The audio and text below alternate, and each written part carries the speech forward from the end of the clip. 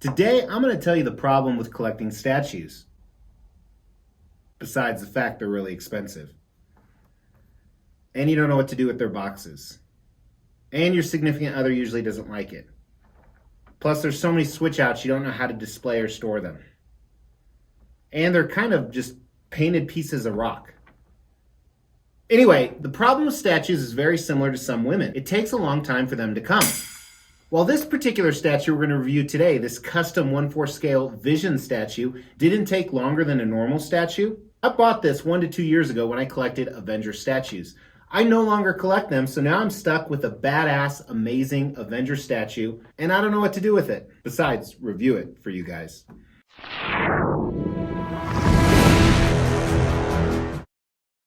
As the Extreme channel is pushing towards 50,000 subscribers, these are just a few of the statues we're giving away on the journey there. If you want to know how to win one, stay tuned for later in the video. Welcome to the Extreme channel. My name is Mr. X. Today we're looking at a custom, means it's a private unlicensed commission. They made 50 of these Vision statues. So this is 1/4 scale. So Vision in real life is 4 times larger. Now if you're looking at this and you're like, this does not look like Jennifer Connelly's husband. Did you guys know that Paul Bettany, the actor that played Vision in the MCU, was Jennifer Connelly's husband? Also, another little tidbit is he was kind of semi-retired from acting. He only agreed to come back on and play the voice of Jarvis, but then eventually landed the role of Vision. And you may recognize him from some other films like Knight's Tale and Beautiful Mind, among many.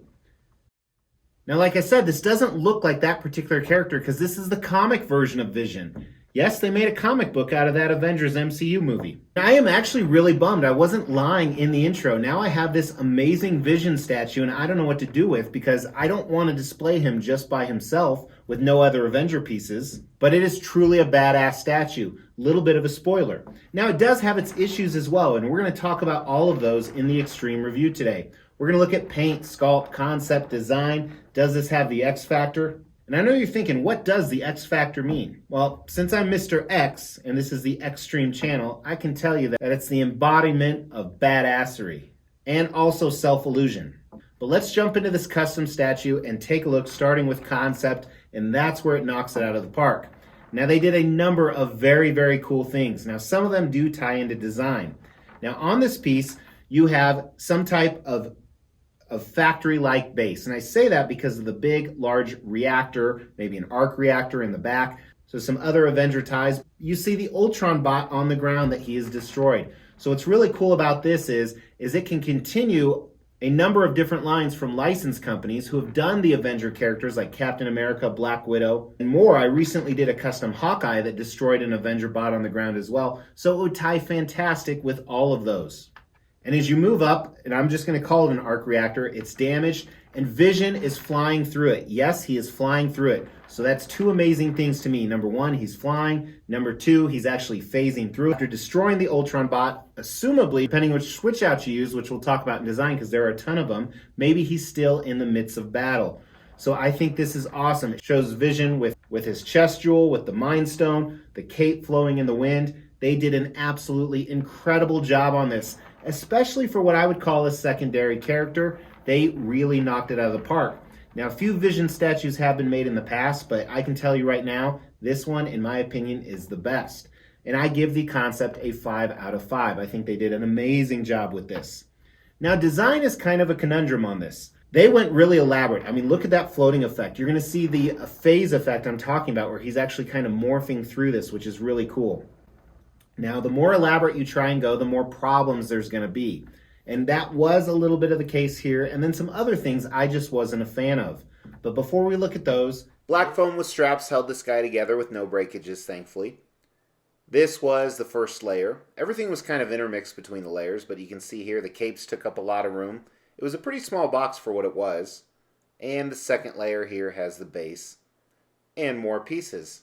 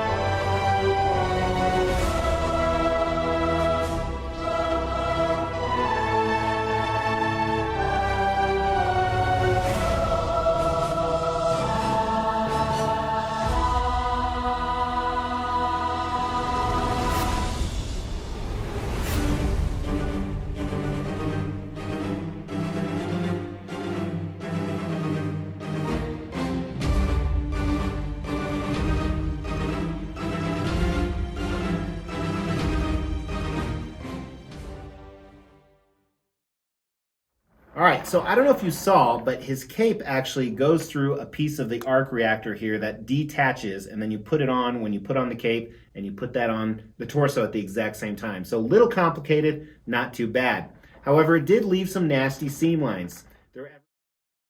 They're everywhere from his neck down to his torso, but it's nothing I can't get over. And one of the reasons there's so many seam lines is there's so many switch out options. You have two different portraits here. The first is kind of a calm one. This is my least favorite. However, there's a problem we're going to talk about in a moment. And then a screaming angry one. I like this times 10. However, I won't be able to display it. We'll come back to that. There are two different capes. While they're very similar and they both phase through the arc reactor, one has the collar kind of billowed up and it's flowing in a little bit different direction. And then we have another one right here. And one thing you may be noticing is they have different torsos because there's different torso switch out options. So the first torso, he has his arms up to the side, both of them, kind of screaming in rage. And I say that because the screaming portrait only works on this torso, which I don't like for the reason I'm going to tell you in a second. Here's the other torso, where one arm is down to the side and the other one is reaching out. Now on this particular torso, you have a few hand switch out options. One on the left hand, he's holding Ultron's head. Definitely the way to go in my opinion. However, if you don't like that, he can be reaching out, kind of trying to grasp something. Right hand, of course, he's holding Thor's hammer. Again, the way to go in my opinion. But if you don't like that, you can do a fist on the ground. Now the other torso just has those two open palms. This is the one where the collar is a little bit down on the actual cape and the screaming torso.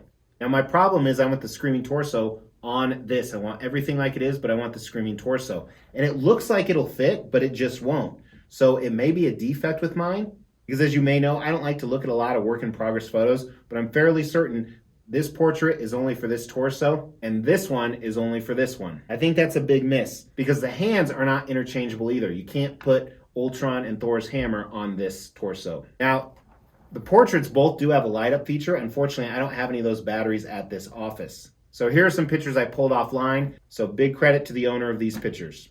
All right, let's measure them really quick.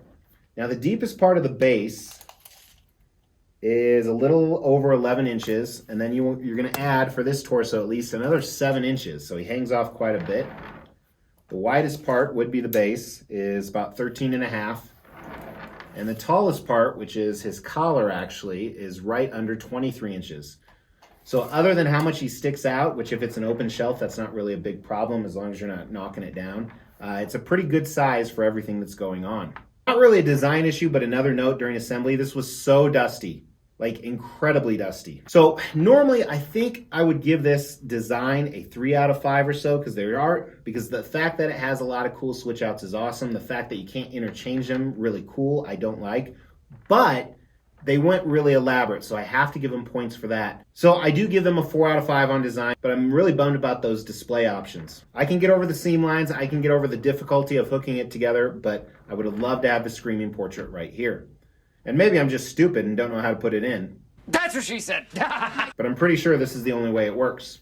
Paint and sculpt, they did a absolutely phenomenal job. This piece is done really, really well. I think there's a few tiny criticisms, but nothing big, so let's look at those.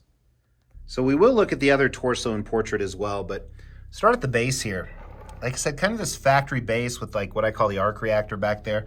I really like the blue that they added. It really breaks up the monotony of the gray on Ultron and the arc reactor. And Ultron's more of a silver, which I think is cool, where the arc reactor is a gray. And you can see where it was damaged during the fight. So there's these copper coils inside of it. I think there's some nice damage. I would like to see more damage on the ground here. There are a few scratches, so it wasn't completely plain. Ultron is totally messed up. This seems like a really big Ultron bot, especially since I've owned the Captain America premium format and the Black Widow. So it's definitely bigger than those, but the Ultron bots can be different in scale. A lot of scarring on this. Would like to see some shadowing here. Some rivets and whatnot down there. I think it looks really good. I think they did a nice job with the paint. I think they did a really nice job with the sculpt. The reactor in general here is pretty cool. There's that phasing cape part again. Really nice. His cape, you see a lot of that factory dust on there. That's what all that is. So I just don't have anything to blow it off. I'm not one of those people that spits on my statues. So, but that'll come off easy. Now, I wish you do see some shading in a linear fashion here. I'm not digging how it goes. It doesn't insinuate battle damage to me. It doesn't look bad by any means, but even like the ring up here, not really sure about that part of the paint. It's probably one of the only flaws in the statue when it comes to paint. But I do like the flow of the cape. Vision himself, they did an amazing job on the anatomy. He's a really fit guy. The colors really pop. The paint is incredibly clean. They did a really nice job. I like this different layering. You know, it's kind of armor, but it's his skin. Some of it has a small texture pattern on it. Some of it doesn't. You have the gem in his chest. Looks fantastic. And the same thing with the one on his portrait here. We'll look at his portrait in a second. But lots of cool detail here. Really impressed. And I like the different layering and the different shades of green. It really gives you this vibrant feel for the character. The detail on Thor's hammer, the print here is so good. I like the coloring they use. The hilt, the handle here looks great. Looks like it's leather wrapped. Pretty impressive. The Ultron portrait, let me see if I can focus on this. Well, you can't really see it. Again, a nice job on that. Some of the wires from above. A little bit of gold trim on his wrists here. All that's really impressive, which brings us to the portraits. It's kind of hard to see this one, so let's start with the profile here. So he's more serene, more serious, still looks badass, which Vision can be an emotionless guy sometimes, so I think they captured that well. And it's hard for me to get my camera there because that is actually blocking the way. But I think they did a nice job. Whited out eyes, the traditional round couplings over the ear, or they are his ear, and just he gives you that humanoid feeling while still being you know, essentially a machine. Now here is the other one. So a lot of the same comments about the torso. Looks fantastic. Really nice job on the anatomy. Still a lot of dust on that piece. But this portrait just looks awesome. I think they did a really good job showing his rage, his expression, especially when you you know, think about the fact that you're eliminating eyebrows and eyelashes. The teeth are really clean. Really impressed with the paint and sculpt on this piece. You know, when you're doing a character like this that's not traditional colors, you have a lot of challenges, and I think they absolutely nailed it. It contrasts so well. Breaks it up really well. Really well done. All right, like I said, you know, I would have liked to see a little bit more shading on the cape because he is in the battle, and I understand that Vision is not necessarily a physical person. Obviously, he can morph in and out of stuff, and some of the paint was covered by some of that dust you saw, but I still think the paint is a 5 out of 5. This is really good for factory paint, in my opinion. I'm really impressed. Sculpt, I'm equally as impressed. They did a really nice job, and I know the sculptor of this, I remember some of the first pieces that he did. He just continues to get better and better. Really big props to him and the team. I think it's a strong 4 out of 5, or you could argue it's a weak 5 out of 5 for the sculpt. Now, value on this piece. Like I said, there's a few other Vision statues that have been done, both licensed and custom. In my opinion, this is the best one. It retailed for right at $1,000, plus you pay a couple $100 shipping. They made 50 of them. That's pretty good. 1/4 scale pieces, depending what company you get them from, are nowadays going from $600 to $1,200. So this is right in that mid-range, but you have edition size of only about 50. So I think that's a very, very solid value. Avengers are a big collecting item. Not necessarily as much as they were the last few years, but you know, WandaVision helps the value of this, even though it's not a Marvel Cinematic Universe version of Vision. So I think the value is 4 out of 5. I think you'll definitely be able to make money. I'm not making money. I am going to end up selling this to Jerry. I made him that deal a long time ago. I kind of wish I didn't, but I have nowhere to display him really that would work. So he's going to get this fantastic piece, which is sad because does this piece have the X factor?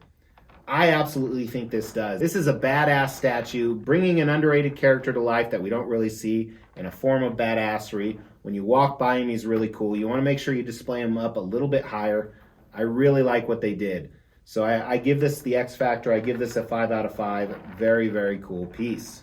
So that's what I got for you guys. I appreciate you guys tuning in. Let me know what you think of Vision or another Avenger character you'd like to see more statues made out of. Because every time you comment below, it actually enters you to win a statue.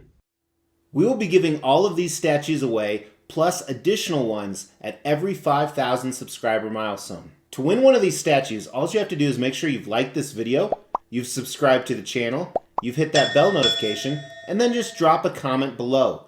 Every 5,000 subscriber milestone, we are going to do a random drawing and pick a random comment and give one of these statues away, plus some additional ones I'm not showing right now. The more videos you comment on, the higher your chances are to win. Again, guys, I say thank you. I really mean it. Please hit that subscribe button down below, that picture of me. There's tons of cool stuff like this coming. In the meantime, check out some of these other videos. Please drop me a like on the way out. I really appreciate it. Take care.